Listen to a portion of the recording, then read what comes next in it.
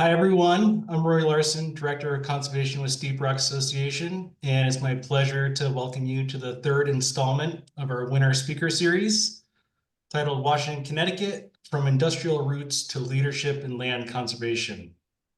This year marks Steep Rock's centennial, 100 years of protecting what you love and conserving the Litchfield Hills. In recognition of this milestone, our speaker series and other planned events are focused on various aspects of our rich history and work, and we're really in for a treat this evening. Just to keep things running smoothly, please remain muted during the presentation. If you have any questions, I kindly ask that you use the Zoom's chat feature found at the bottom of the window, and we'll be sure to address them at the end. Also, please keep an eye out for a short questionnaire following the program. Your feedback is very appreciated and will certainly be taken into account when developing future offerings. Lastly, before I introduce our speaker, my sincere thanks to all of our supporters who have shaped what Steep Rock is today. Special recognition goes to the local businesses you see here who are sponsoring our centennial. Please pay them a visit after your next hike or consider their services. With that, I am very delighted to introduce our reputable speaker, Edwin Matthews. For 30 years, Edwin has led the fight to restore water flows in the Chappaq River and was responsible for the footbridge at the entrance to Hidden Valley named for Henry Thoreau. His engagement with the natural world began as a boy in Idaho. He went on to study the history of science and to law school, and for many years he practiced law in Paris, New York, and San Francisco. Edwin was a founder of Friends of the Earth, now in 75 countries, is a trustee emeritus of Steep Rock and Earth Justice, a nonprofit law firm for the environment. He has published a book of essays on wildness around us entitled Litchfield Country Journal. He lives on an old farm in Hidden Valley with his wife Patricia and their dog Sable. Thank you so much for sharing your expertise with us, Edwin. I'll turn it over to you. Thank you. Thank you, Mark. I'm delighted to be here, and thank you for the introduction. When I was asked to give a lecture on Steep Rock's 100 years of conservation, I had no idea of the improbable story I would uncover and share with you tonight. That I would unearth a thriving, then failing industrial economy, and then violent religious and political struggles that would drive citizens out of our town and close our school, yet would lead Washington to Washington as we know it today. The path of history is indeed crooked, yet we prevail. The Steep Rock Association is one of the oldest and largest land trusts in America. It conserves 6,000 acres of extraordinary wild natural forests and streams in Washington. This wildness has become the overstory of our town. As we search for the causes of this saving of precious land, we are surprised. We find that the existence of Steep Rock today was not at all assured. We ask then, by what miracles has Steep Rock come to exist if it should not have occurred? For wild nature to exist in our town required both the economy and culture of Washington to change and wasteland to be restored. They required the fight against human slavery to succeed. That Puritan, straight-laced, and long-faced control of Washington society would relax, and for that society to open to rational thinking and free inquiry. All that, and for Steep Rock founder Eric Rossiter to come to be taught by Frederick Gunn and be influenced by Ralph Waldo Emerson. And for Rossiter to become an architect who fell in love with the Chappaq River Valley. And years later, would bring Rossiter back to Washington. Although the concurrence of these events is improbable, they mirror the history of America. Connecticut's early beginnings. On the colonization of America, the seemingly endless wilderness of this magnificent continent was poorly understood. Disembarking on Cape Cod from the Mayflower, William Bradford saw a, quote, hideous and desolate wilderness full of wild beasts and wild men. Subsequent colonists desperately carved their own survival from that wilderness. They survived with a shared promise of a new civilization. Litchfield County was no exception. For thousands of years, until about 1500 AD, this plentiful landscape had sustained life for thousands of Native Americans for thousands of years. This history has been conveniently ignored. European colonists took the place of nature of native peoples they thought of as, quote, poor, naked savages, sons of Adam, unquote, as a myth that justified their expulsion and replacement. It has only been in our time that the profound lessons of the intimate connection with nature of indigenous peoples has begun to be appreciated. In 1840, a young French count, Alexis de Tocqueville, described us in his book, Democracy in America. Quote, wonders of inanimate nature have left Americans cold, and it is hardly an exaggeration to say that they do not see the admirable forests that surround them until the trees fall in their axis. The American people are themselves jumping through wilds, draining swamps, diverting rivers, population solitudes, and taming nature. De Tocqueville was also describing 19th century Washington. Litchfield County had promised settlers from Europe natural resources on which to build a new life. To this formidable task, they energetically devoted themselves. And by the 20th century, the town of Washington was mainly little appreciated, overused fields and forests, cut and ravished by a small but budding industrial economy. By 1850, Washington was on the track to become a little Pittsburgh, we might say. In the 19th century, Northwest Connecticut was the cradle of American mining. Washington was surrounded by iron, copper, and lead mining and stone quarries. There were metal mines and processing plants in Roxbury, Brookfield, Kent, Lime Rock, Cornwall Village, Falls Village, Litchfield, and Salisbury. Pegmatite, a coarse granite, was mined and processed in New Milford, Morris, and Woodbury. Available forests had been cut and scoured to make scarce charcoal and to stoke high-temperature fires for forges. The depot, then known affectionately as Factory Hollow, was teeming with shops and mills for manufacture and export. Washington had 10 up and down sawmills.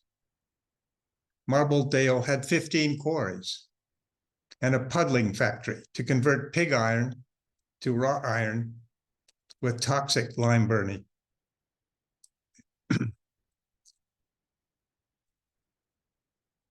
Ironworks in Woodville employed 100 men. The town had blacksmith shops, grist mills, a twine and cotton batting factory, a match company, a wagon shop, a sleigh shop, a tannery, and a harness shop, all powered by water and wood. There was a manufacturer of peaks for the California gold rush, a carpet factory, a manufacturer of scythes, rifles, plows, harrows, and stone castings, a splitting mill for producing nails and mills for weaving cotton cloth, tanneries, and a barrel factory. Falls Village casted large cannons for the Union Army in the Civil War. And to the north, Salisbury even produced wheels for the transcontinental Siberian Railway. The Chippewa River, Beebrook, the Aspetuck, and Walker Brook, blocked by a series of dams for power, carried the sweet scent and foul odors of tanneries, burning forges, and careless human and animal waste. Land not used for growing of food for industry was thought worthless. In Factory Hollow, there was no talk of conserving wild land for the public use or of much anything else. Its bustle, bars, shops, factories had welcomed immigrants fleeing Sweden, Germany, and Ireland. The Borden Creamery in Factory Hollow grew to employ 100 people and shipped over 10,000 quarts of milk, cheese, and butter to New York City and elsewhere daily. But even in 1920, Washington was still a small village, 619 residents. The Chippewa Railway arrived in 1872, plowing 32 crooked miles across the Chippewa River through what is now Steep Rock and Hidden Valley. Although never profitable, it promised the town further mercantile and industrial development. And with the railroad, Factory Hollow became known as the depot. And for the first time, it was possible to get to Washington from New York City in a few hours rather than days. The emergence of Frederick Gunn and his conflicts with orthodoxy. In the century of Steep Rock, however, we find that human beings changed the reality of our town. While the energies of a new civilization were busy devastating the natural world, we first find Frederick Gunn, a young man born in Washington in 1816. He was raised on a local farm. He learned to love nature. In the 1830s, Frederick went to Yale, and there he would study botany. In 1837, Gunn came home to his town, but to a town that was ruled by a Puritan orthodoxy, opposed to free thinking, and that supported human slavery. In 1840, a brief note appeared in the local paper announcing that a school of Frederick Gunn as teacher was, quote, open for instruction of boys on Monday, the 12th of November. But the town would not welcome Mr. Gunn's school. At the time, he characteristically, without apology, described himself. Quote, now we see how the case stands, he wrote.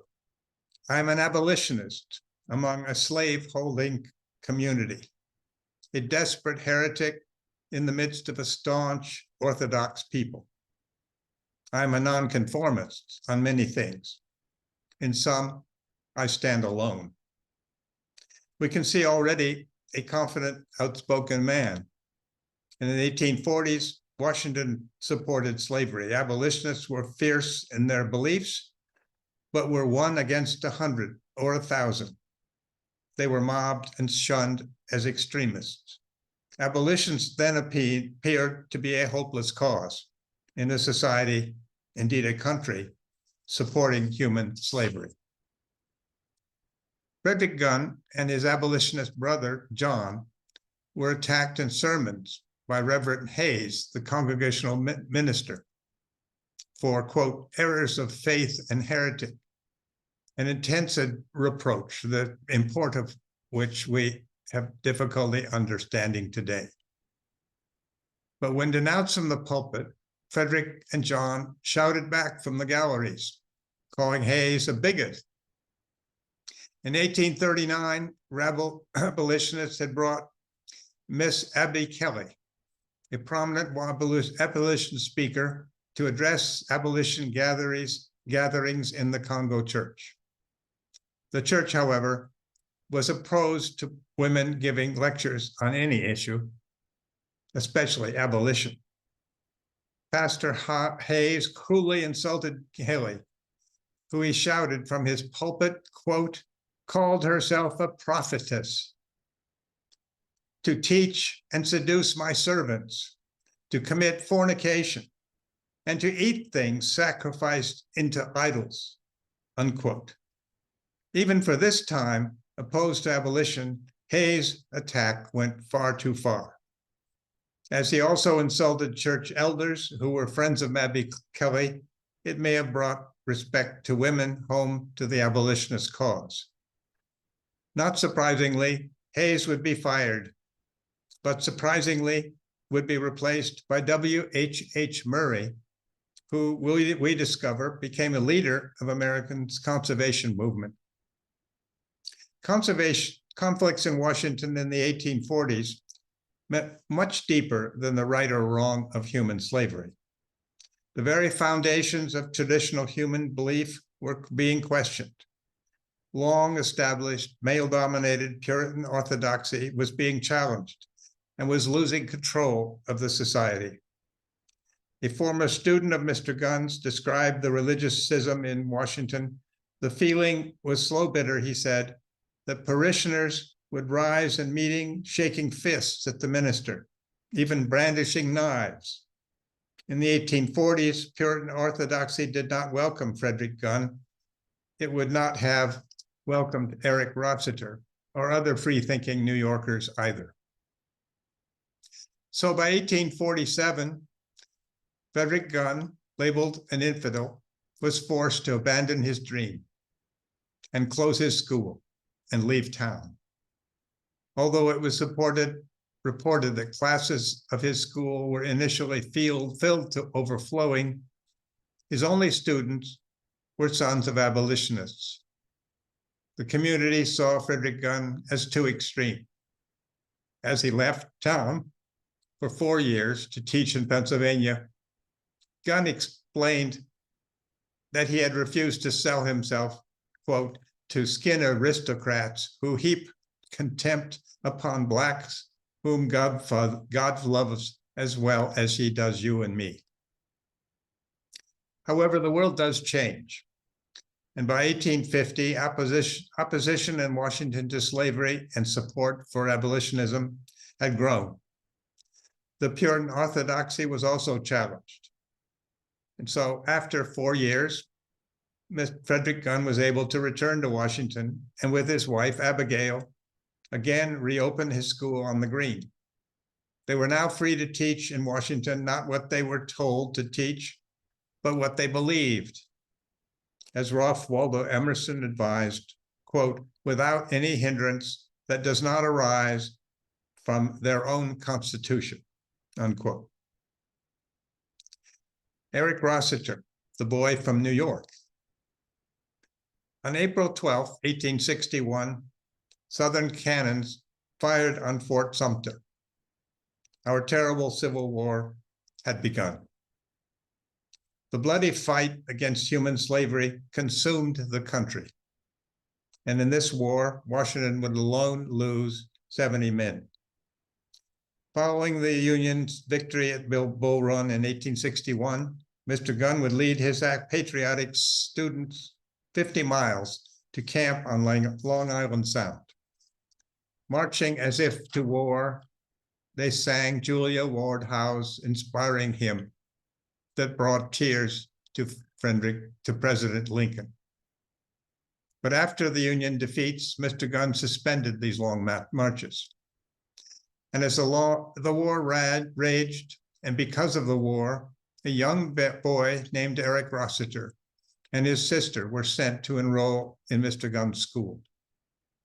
They came travel away from New York, sent by their father, Thomas Rossiter, an abolitionist. Thomas was also a painter of landscapes with the Hudson River School and married to the daughter of a wealthy New York City family. Eric had grown up in a large house his parents had built on 38th Street, New York, designed by the architect of the Gilded Age, Richard Morris Hunt, who designed Vanderbilt's colossal Biltmore. Henry Ward Beecher was the militant leader of the anti-slavery movement in the country. He was Thomas Rossiter's pastor in Brooklyn. Beecher's sister was the author Harriet Beecher Stowe, who in 1851 had published Uncle Tom's Cabin, that ignited opposition to slavery in the North and has been cited as the cause of the Civil War. Harriet lived in Litchfield, and her son Charles had been a student of Mr. Gunn's. And it was Henry Beecher who recommended to Thomas that he send his son Eric to Mr. Gunn's school. Mr. Gunn's reputation as a militant, abolitionist, and teacher of Charles therefore first brought Eric Rossiter to school in Washington. Eric Rossiter, after he became an architect, would years later return to a much changed Washington to preserve land and found Steep Rock. A former Gunn student has described the liberal school where he and Rossiter were taught by Mr. Gunn. No subject was beyond Mr. Gunn's reach. Poetry, history, philosophy, politics, the leading men and topics of the day, the works of God in the vast domain of nature, all furnished him with the text for new and original sayings. And it was in itself a liberal education to be a listener at those mighty symposia stimulated by strong renditions of the virtues of Emerson and others. After formal meals, he was apt to pick up a volume of a favorite author, and in many the ear still rings with mournful cadences of his voice as he read Emerson and Longfellow. Emerson was a formative influence on Mr. Gunn and on his students. Rossiter wrote later of his years with Mr. Gunn as a student. These, quote, were my happiest years, were passed among scenes that recall walks and converse with my beloved teacher, who changed the destinies of the simple village of Washington. Mr. Gunn's school on the green was surrounded by the forest that young Rossiter would later preserve. The outdoors and nature were an integral part of Mr. Gunn's curriculum, not only for recreation, but nature, as Mr. Gunn explained, was an inherently wonderful teacher no student could escape.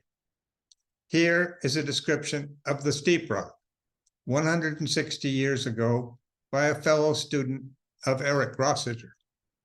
Quote, "You stand on the brink of a vast gulf, but a gulf filled with picturesque beauties. Directly in front and sheer down, it seems as if to the eye, breaks a precipice 500 feet high. Right and left, the cliff turns in a mathematical curve, sloping down in diminishing spurs to a wooded level on either side, a half-mile away. Trees and underbrush hide the gaunt surfaces, and far below, close to the foot of the cliff, the Chippewa forms a grand semicircle, as perfect in its signs as if nature had done her work with a compass. It seems as if one might jump from the edge of the precipice to the clear water, glittering low in the sunlight. Although in reality, it takes a vigorous throw from the top to land a stone in the river. With the trees in full leaf, the Chippewa rimming with abundant waters, and the wind gusts beating the rounded slopes of foliage into waves, the picture is indescribably beautiful," unquote. Mr. Gunn's students were learning in the Chippewa River Valley, whose river had carved its path since the Ice Age. They were learning from that unexpected cliff of rock unearthed by this river as the ice retreated, maybe 15,000 years ago, and that is now the icon of Steep Rock. Ralph Waldo Emerson. Frederick Gunn deeply admired Emerson, and taught Emerson to Rossiter. Emerson had called early for an immediate end to human slavery. Gunn students remember that, like Emerson, Mr. Gunn challenged areas of closed orthodox thought. Emerson made an appeal for us to cut loose some formal beliefs and question truth fearlessly. He wrote, quote, "We will walk with our own feet. We will work with our own hands, and we will speak with our own minds." Emerson's message argued for profound change, and this message was necessary for America to find its own voice and for Washington's society to evolve. As a young Unitarian pastor in Boston, Emerson had resigned his church and fled to Concord, Massachusetts, declaring his intellectual independence. Emerson claimed for himself and on behalf of all of us, quote, "an original relation to the universe, inspired by the power he found in nature," unquote. This message was received by Frederick Gunn and his young student, Rossiter. On July 13th, 1833, Emerson spent a long day at a botanical museum in Paris, Le Jardin des Plantes. He would describe in his journal how he became aware on that day of the essential truth that man and nature were pervasively interconnected. "The universe," he wrote, "is a more amazing puzzle than ever as you glance along the bewildering series of animated forms. The upheaving principle of life everywhere incipient in the very rock heaping of organized forms. I am moved by strange sympathies. I say continually, quote, I will be a naturalist." I found an old 1856 copy of Emerson's groundbreaking essays in the Frederick Gunn School archives. Essays now widely admitted that got Emerson banned from the Unitarian Church and from Harvard College for 33 years. This copy of Emerson must have been the very book that Mr. Gunn read to inspire young Eric Rossiter after formal meals at the school. The decline of factory coal. By the end of the 19th century, the promising industrial development of Washington was proving to be a mirage and was exhausting itself. This decline opened our town to a very different future from that promised by its industrial development, a future of conservation of nature, not its exploitation. The Civil War had sent manufacturing to large, more accessible Connecticut towns with plentiful immigrant labor. Spindles and trip hammers in Factory Hollow stopped. Its furnace forges went cold. Borden's Creamery closed in 1928. The railroad, which was never profitable, was abandoned in 1948. Its bed along the Chippewa River, later to be purchased by Steep Rock as a forest trail. The completion of the Erie Canal in the previous century had doomed Northwest Connecticut's inefficient agriculture, as if its stubborn rocky soil had not already made its farming unsustainable. Connecticut's iron industry, always short of ore and wood for charcoal, withered after coal was discovered in Pennsylvania, and after the huge Mesabi iron deposits in Minnesota were opened in 1890. The town's depleted land and resources could never compete. Washington's population had not grown, although the population in the United States was doubling. And by 1920, there were over 20 million motor cars that made Washington and everything else, including the Chippewa Valley, accessible from New York City, even before the railroad failed. Rossiter returns to Washington. In 1883, now successful prominent New York architect, Eric Rossiter, returns to Washington Green to build a schoolhouse for the now successful Frederick Gunn School. Washington was changing from what it had been even at the time Rossiter had attended the Gunn School. In 1896, 30 years after he graduated, Rossiter came back with his family to build a large house on the Green. As he wrote, quote, "Near the spot where the happiest years of Mr. Gunn's students were passed, amid scenes that recall their walks, and converse with the beloved teacher who is with them no longer.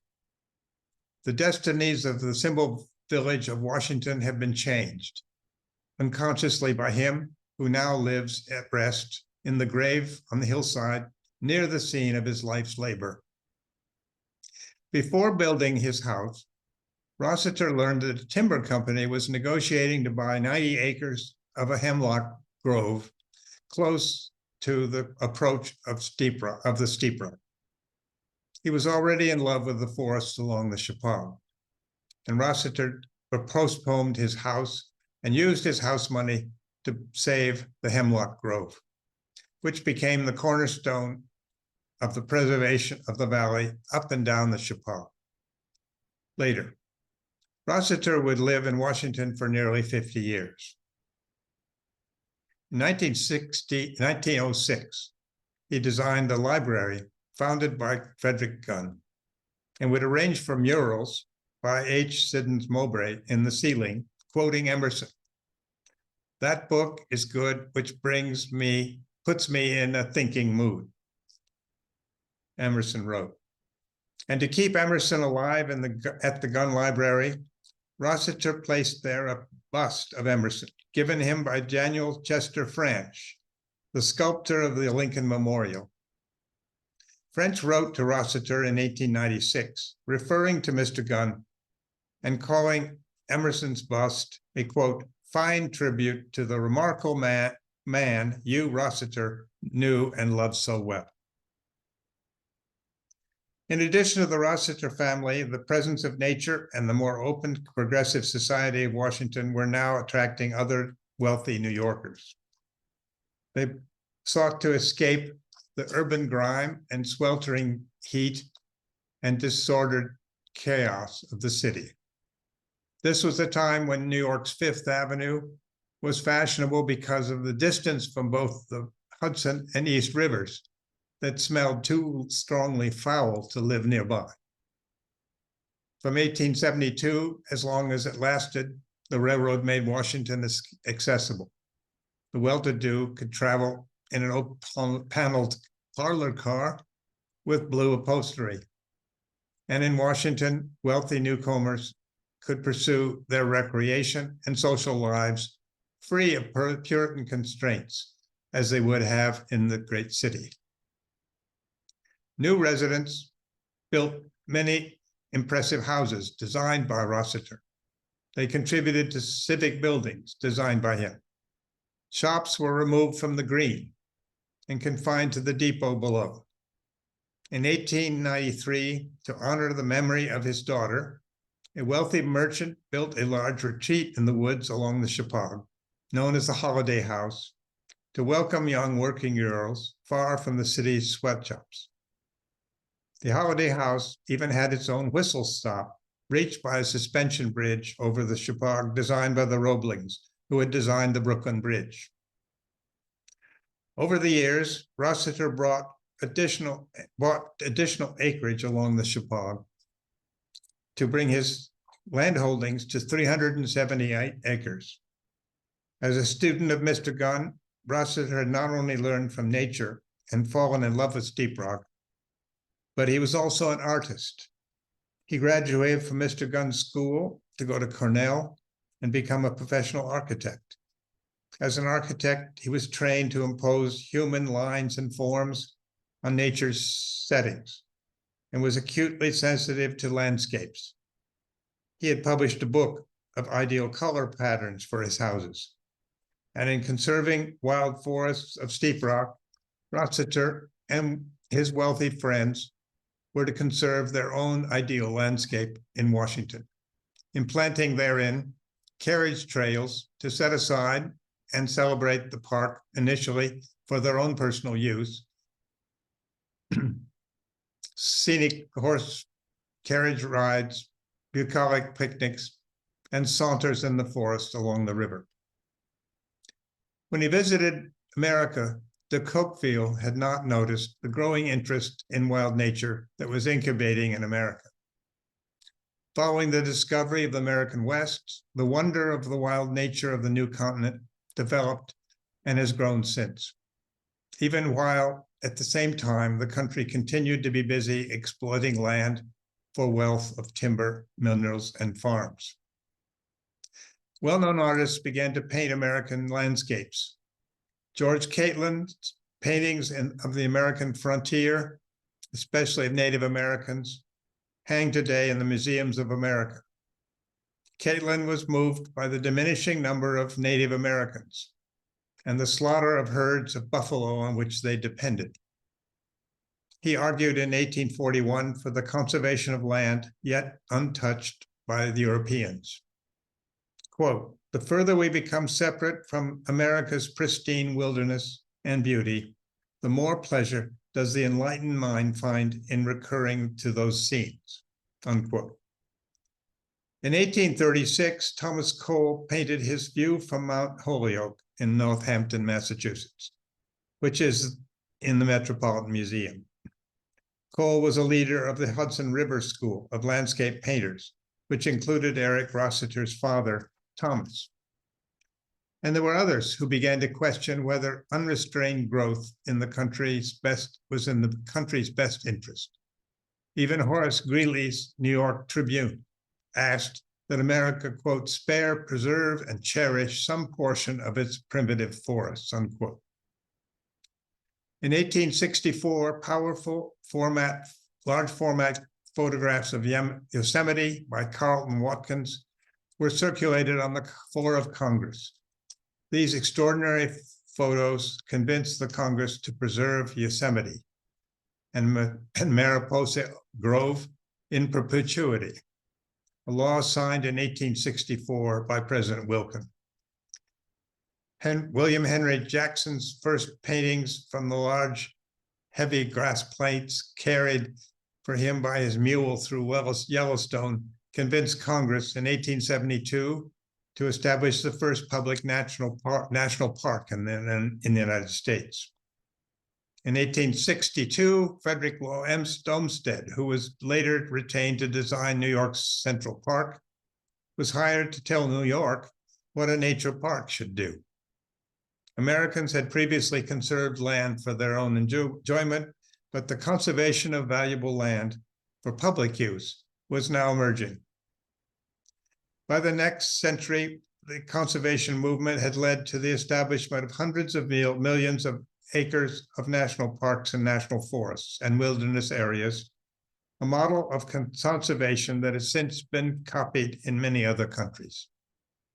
Rossiter and his friends in Washington, who would donate their land for public use, were early examples of this movement. They must have been aware of the beginnings of the conservation in their country. The actual founding of the Land Trust. Steep Rock Land Trust was formally created on October 15th, 1925. Rossiter, then over 70, conveyed 186 acres of his preciously cared for land in Steep Rock to 10 named trustees, all his friends. The deed provides that the Steep Rock was to be held in trust for the use and enjoyment of the people of Washington, and it banned all motor cars. Rossiter was followed by additional grants to the trust of over 600 acres in Steep Rock by Rossiter himself, by his friends A.S. and Louise Bourne, Arda Titus, the Holt family, Louise Van Ingren, and Roe Metcalf, and of 650 acres in Hidden Valley by Louise and Adrian Van Sinderen.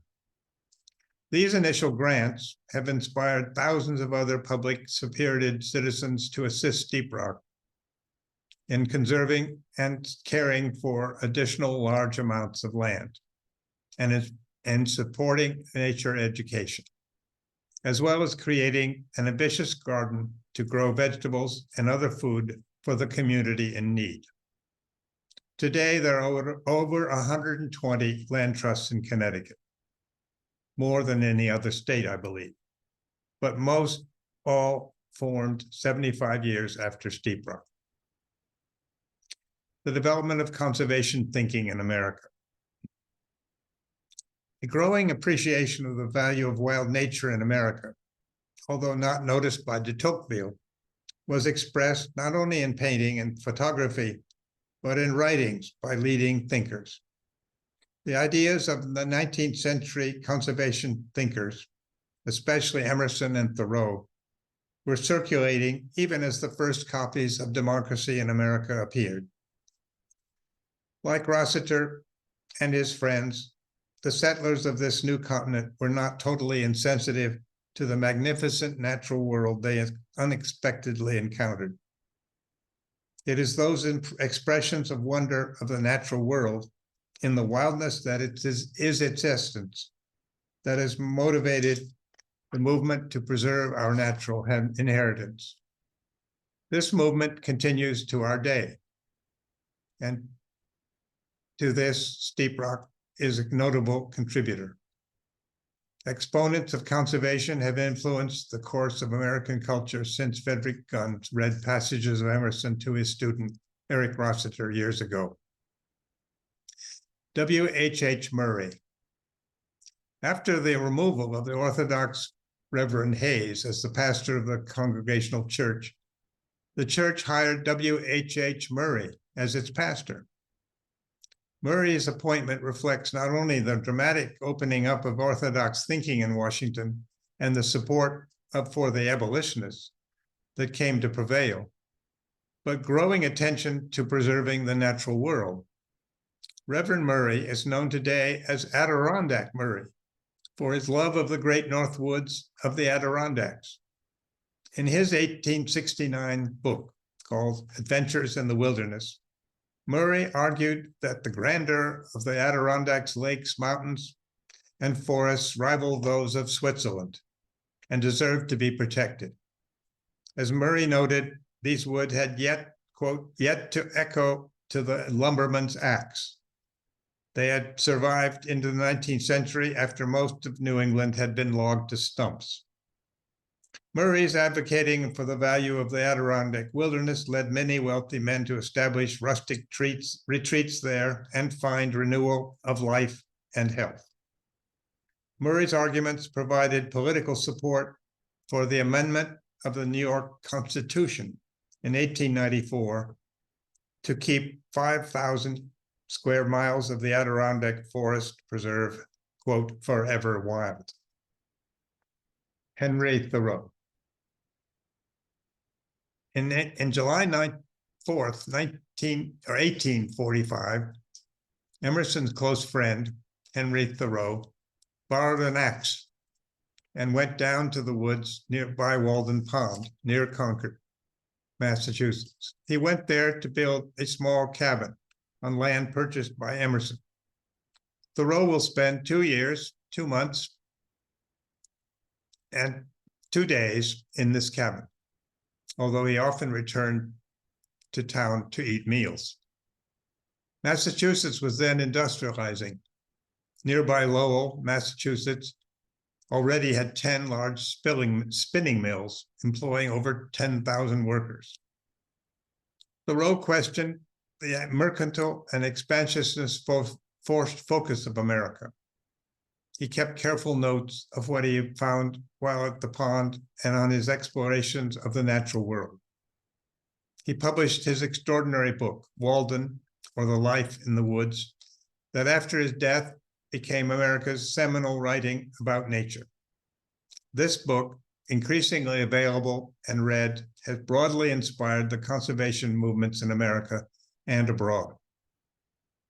In the 1850s, Thoreau delivered a lecture at his local lyceum called Walking, for Thoreau a subject as large as life itself.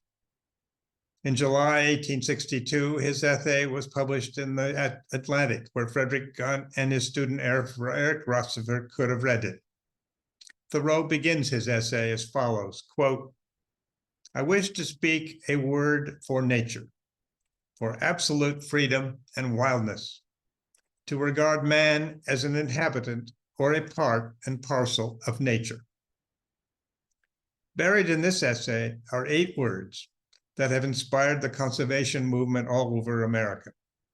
Quote, "In wildness is the preservation of the world." When in the 1890s it fell on us to fight to save the Pug River, Thoreau's love of wild rivers inspired the Steep Rock to join with Washington and Roxbury to defend our river. On September 5th, 1848, Thoreau had written in his journal that, "For the first time it occurred to me this afternoon what a piece of wonder a river is. Words that express our love for the Chippewa." Thoreau's iconic words are etched in the railing of Steep Rock's footbridge in Hidden Valley, which has been named in his honor. John Burroughs. Naturalist John Burroughs is said to have been reintroduced literate America to the natural world. When he and President Theodore Roosevelt crossed America by train in 1903, Burroughs often drew more admirers at their whistle stops than the man soon again to become president again. In 1871, Burroughs published his first collection of essays entitled Wake Robin. His gift of observation and ability to find meaning of nature has inspired nature essays since. Here in, quote, Nature Near Home, Burroughs described what is our experience with Steep Rock. Quote, "After long experience, I'm convinced that the best place to study nature is at one's own home, no matter where that may be. One has it all about them then. The seasons bring to his door the great revolving cycle of life, wildlife, floral and faunal, and he need miss no part of the show. At home, one should see and hear with more fondness and sympathy. Nature should touch him a little more closely there than anywhere else." George Perkins Marsh. In 1864, George Perkins Marsh, a Vermont lawyer and traveling ambassador, published Man and Nature, which is the first major work of scientific environmentalism in America. This book is still a source for conservation thinking. From copious Mediterranean New England examples, Marsh argued that by cutting down our forests, we risk turning our land dry and barren.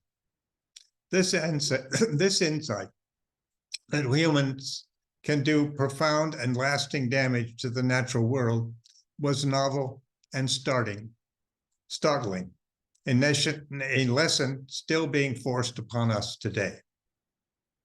In his pioneering book, Marsh taught us how to view our natural heritage. Quote, "Man has too long forgotten that the earth was given to him for usufruct only, not for consumption, still less for profligate waste. A certain measure of transformation of terrestrial surface, of suppression of natural and stimulation of artificially modified productivity becomes necessary. This measure man has unfortunately exceeded. He has felled the forests whose network of fibrous roots bound the mold to the rocky skeleton of the earth." Marsh's insights, as did Murray's, with the preservation of New York's vast natural park, and helped both Marsh's insights and Murray both helped preserve the Adirondack wilderness. Lewis Mumford called Marsh the fountainhead of the conservation movement. John Muir. John Muir is best known for his lifelong fierce fight to save Yosemite, much of which was saved, but precious parts of which, despite his advocacy, were lost forever. Muir brought activism to conservation. Muir founded the Sierra Club and influenced his friend Theodore Roosevelt, who, among other accomplishments, set aside more land for national parks and preserves than all his predecessors combined. Muir's prose gave us a vocabulary of wilderness. He wrote, quote, "When we try to pick out anything in nature by itself, we find it hitched to everything else in the universe," unquote. Aldo Leopold. Inspired by these writers and others, land conservation has continued to grow in our time. More than by any other, the protection of wilderness in America has been informed by a long-serving, tireless forester with the U.S. Department of Interior, Aldo Leopold. He argued that wilderness was essential to effective conservation. He has been described as the father of the land ethic that guides the conservation of nature to our day. Quote, "A thing is right if it tends to preserve the integrity, stability, and beauty of the biotic community. It is wrong when it tends otherwise," unquote. Leopold understood that healthy nature rests on its capacity for self-renewal, as it does for us. And conservation represents our effort to understand and preserve that capacity. In his enduring book, A Sand County Almanac, Leopold gave us a conservation ethic that reflects sound ecology as well as individual responsibility we have to conserve the natural world. Since the founding of Steep Rock, conservation has been formed by the sovereign reflection of our country's best writers and naturalists. Their iconic writings are among our best. They are unique to America. No other country or language can boast such a rich canon. Their thinking has been expressed by the creation and conduct of our land trust and the preservation of wild nature everywhere. After 100 years, we now ask, is it how possible for human beings in the future and for us to compose with the natural world? How can we be stewards of nature, to protect a forest or a river, or even defend a lonely plant? From the history of Steep Rock, we see it is through the actions of human beings that the crown of our hemlock and North American pines and leafy oaks and the river that feeds them have been preserved in our town and now define us. As we inquire into our past, we find here a hopeful message. This message cries out to us even now in a toxic climate of environmental chaos in which we dare not despair. In our country, in our town, despite a long period of exploitation of natural resources and wasting of the land, through violent political struggles, through the periodic closing of human thought to free thinking, thanks to the courage, courageous dreams, and generous acts of many individuals, Steep Rock has emerged to become the character of our town. We see this outcome far from assured. It should not have happened, but it has been due to the broad and generous engagement of Frederick Gunn and his student Eric Rossiter, as well as of Rossiter's friends, inspired by Ralph Waldo Emerson and other advocates of conservation, joined since by thousands of others.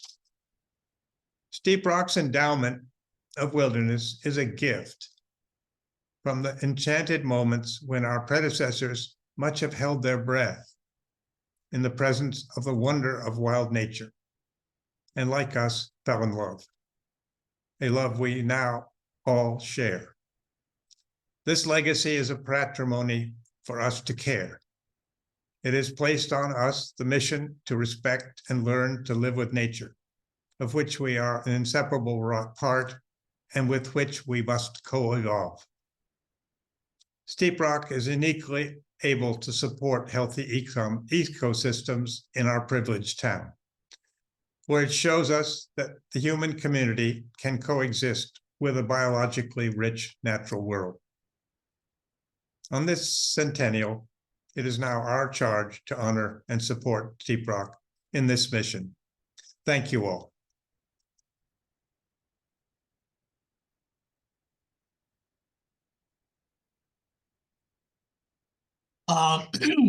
Good evening, everybody. My name is Brian Hagenbach. I'm Steep Rock's Executive Director. If you have any questions or comments, please put those in the chat, and I will kind of moderate the Q&A session here. We have a couple of minutes left, but first, I want to thank you, Edwin, for a very engaging, eloquent, and incredibly well-researched, in-depth, really historic evolution of our town, from the industrial roots to what it is today.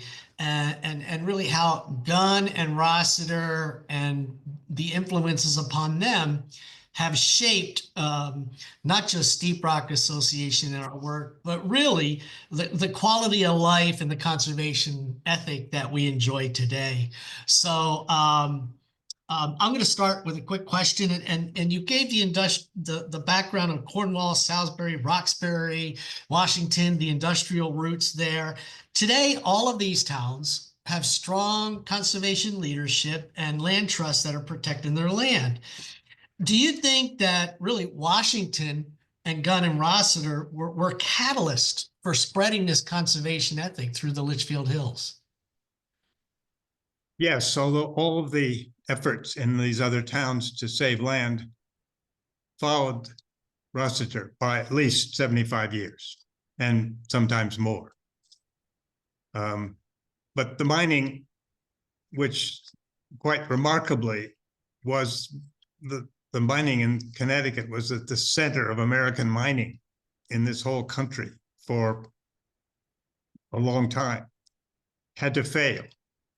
It failed because it ran out of resources. And I think each of the towns had to recover from the effects of the industrial development of this area. I have a picture in my slides there of a field in Cornwall, a former forest which had been logged to stumps, and shows what Cornwall looked like 100 years ago. I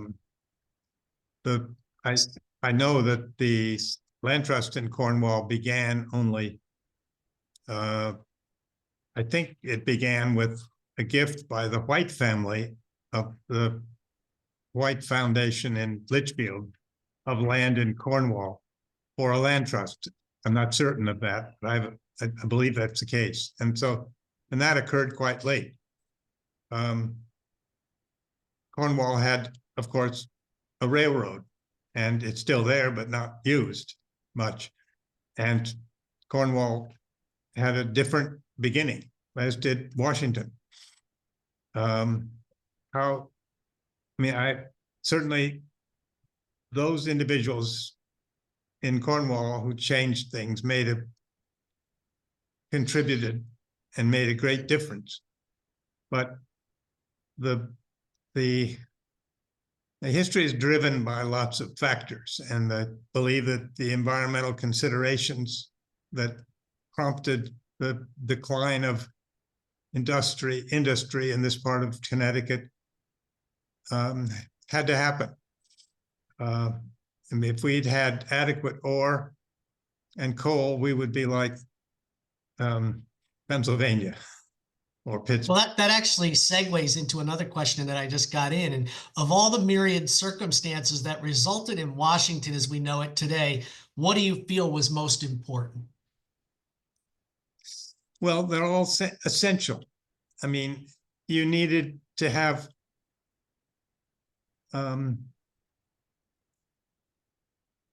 the mercantile and industrial development of Washington fail.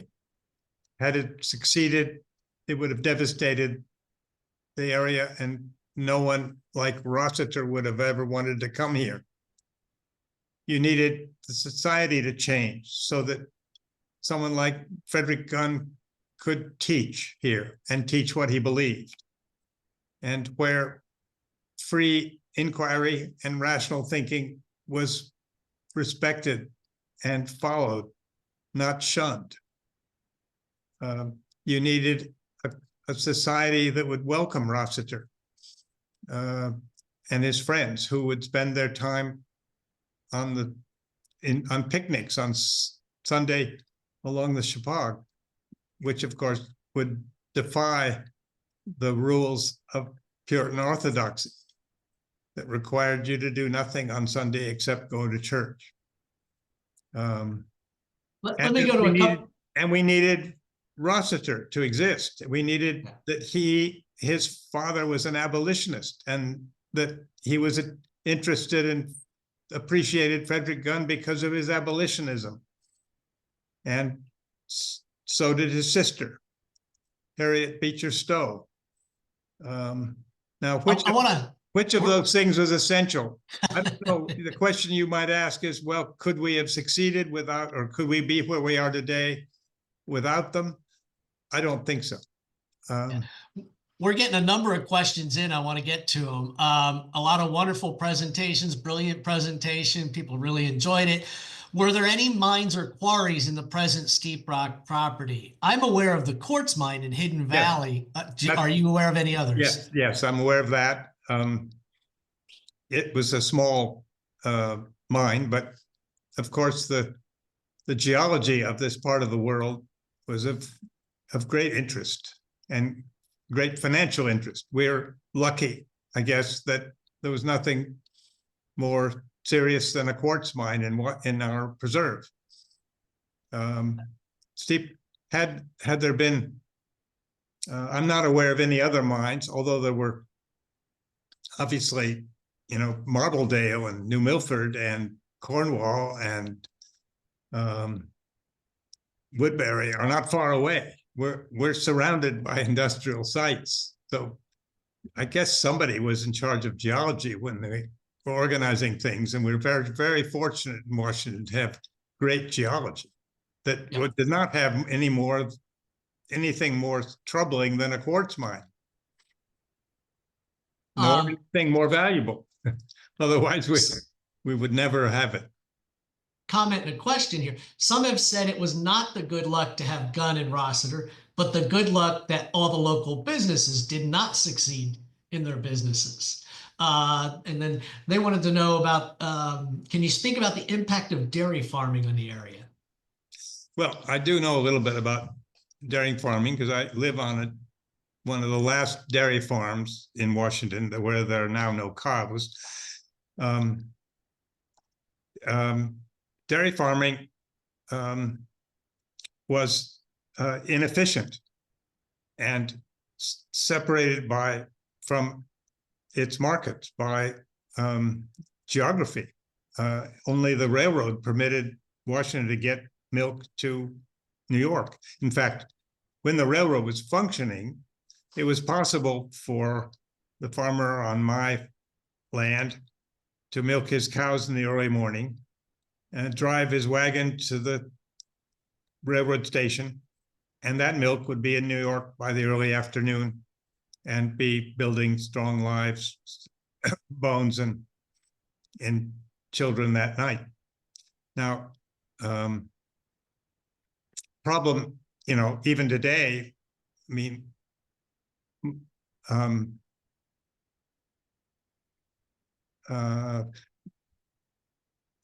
even today, dairy farming is not efficient here. It's very hard to conduct a dairy farm here, far from your market, and with land which is quite difficult to farm and to use for pasture and to grow hay on for your cows to eat. Dairy farming moved west to upper New York State, to Ohio, and beyond. Even even today, cows who are kept here by some farms can get their hay from as far away as Idaho, if you can believe it.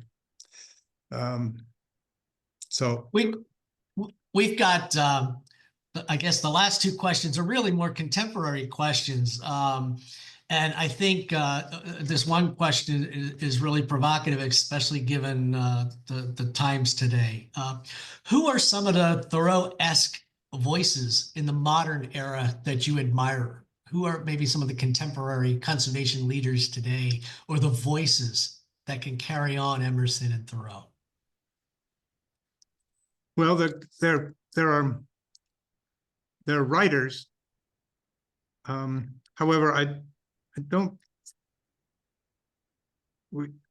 have not found. I find writers who are dealing with the substantive issues, many of which are of existential importance, that we have to face today. But the writers I cited are, defined and expressed the ethic of conservation and what it is all about. And that was a discovery. And that's something, it's a lesson, those are lessons and that we should repeat, and apply. And they're actually repeated a lot and applied to current problems.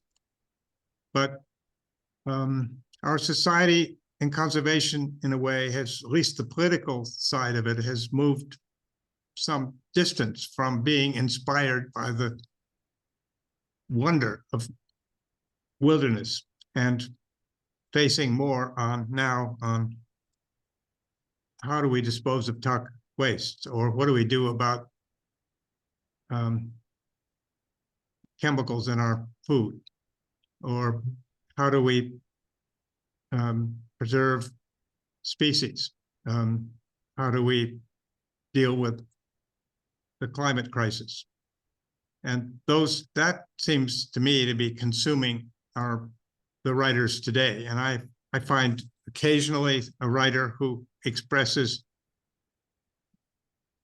their ideas with eloquence and inspiring, but whether we should be conserving land and preserving our home is that debate, I think, has been settled. And the question is, how do we apply it to specific issues where we're up against powerful commercial interests of various kinds, self-interests of other kinds, and how do we do that as a community together to make it successful? And so I don't, for me, in my readings, I find that the more recent, since Leopold, I don't find many who have been as groundbreaking and as fundamental as Leopold and his predecessors. Well, that's also a nice segue to, I guess, what I'll say is our last question is, what do you see as the future of conservation in Washington and beyond, especially from what you learned as you did your research for this presentation? Where do we go from here? Well, I mean, we have saved, or CBOC has saved, or CBOC has been charged with preserving 6,000 acres of land. That's 30% of our town. I think that probably we're approaching, I don't think we'll be saving another 30%. For me now, the challenge is how do we get along with this land, and what do we do about nature education, about other activities which will enable us as people to live in harmony with nature in this town and be stewards of wildness, but also be taught by wilderness and be able to have it not control, but inspire our own lives.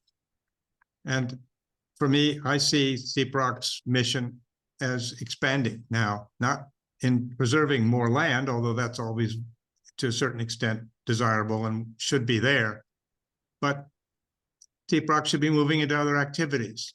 So how do we live?